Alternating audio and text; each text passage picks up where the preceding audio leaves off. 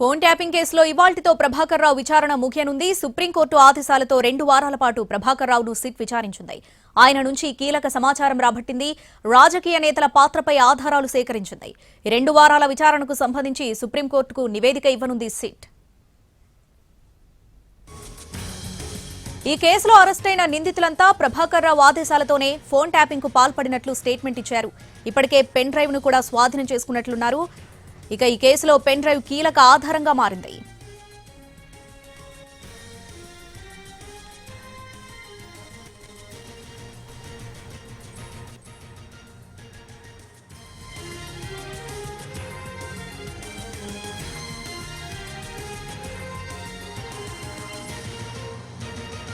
Phone tapping కేసులో ఇవాల్టితో ప్రభాకర్ రావు విచారణ ముగియనుంది. దీనికి సంబంధించి పూర్తి అప్డేట్స్ మా ప్రతినిధి రాధాకృష్ణ అందిస్తారు.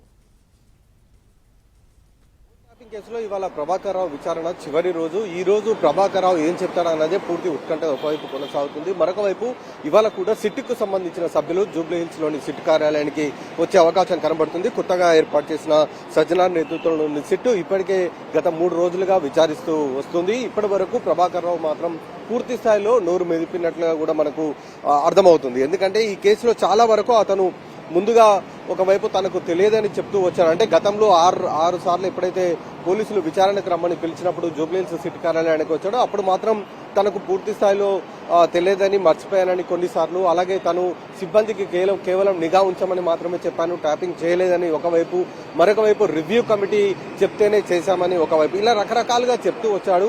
ఈ నేపథ్యంలోనే కొత్త సిట్టుని ప్రభుత్వం ఏర్పాటు చేయడం, ఆ కొత్త సిట్టు ఈ రోజు ప్రభాకర్ రావు విచారణ పూర్తయిన తర్వాత ఏం చేస్తుంది అనేది ఒకవైపు ఉత్కంఠత కొనసాగుతుంది. ఎందుకంటే ఈ కేసులో ఇప్పటి వరకు ఆరోపణలు ఎదుర్కొన్న వాళ్ళందరినీ కూడా విచారించడం జరిగింది. అలాగే అరెస్ట్ అయి రిమైండ్ అయి బెయిల్పై బయటకు వచ్చిన వారిని కూడా విచారించడం జరిగింది.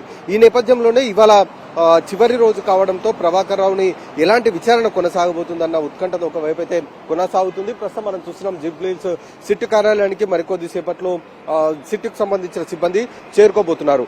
ఈ రోజు ముగిసిన తర్వాత ప్రభాకర్ రావుకు సంబంధించిన విచారణ నివేదికను మొత్తాన్ని కూడా సుప్రీంకోర్టు ముందు ఉంచనున్నారు.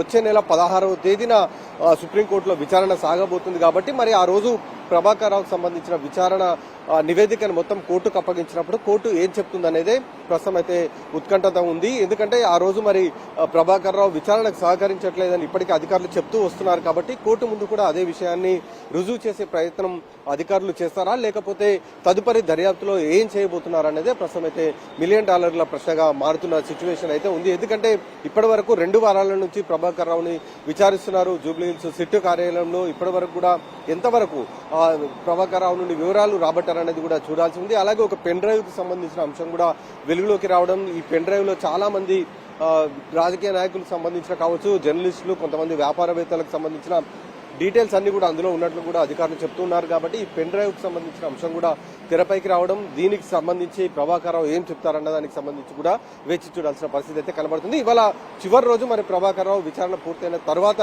రేపు అతన్ని బయటికి పంపించే అవకాశం అయితే కనబడుతుంది. ఎందుకంటే సుప్రీంకోర్టు విచారణ పూర్తయిన తర్వాత ప్రభాకర్ రావుని వదిలేయాలంటూ కూడా ఆదేశాలు జారీ చేసింది. కాబట్టి ఇవాళ విచారణ పూర్తయిన తర్వాత మరి ఈ రోజు రాత్రి వదిలేస్తారా లేదా రేపు అతన్ని బయటికి పంపిస్తారా అనేది చూడాలి. కెమెరామెన్ ప్రభాకర్ తో రాధాకృష్ణ, హైదరాబాద్.